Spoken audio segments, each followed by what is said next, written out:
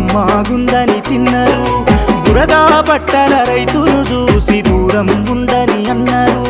బురదా నుండి పువ్వను తీస్తే కమ్మాగుందని తిన్నరు బురదా బట్టల రైతును చూసి దూరం ఉందని అన్నారు చెమటా చుక్కల సత్తువతోని పుడమి పురుడు పోసుకున్నది కంటి పాపల కావలిలోనే పంట రాసి నెలకొన్నది వందనాలు రైతన్న నీకు వందనాలన్నా నీ రెక్కాడకుంటే బుక్కెడు భూవే లేదన్నా వందనాలు రైతన్న నీకు వందనాలన్నా నీ రెక్కాడ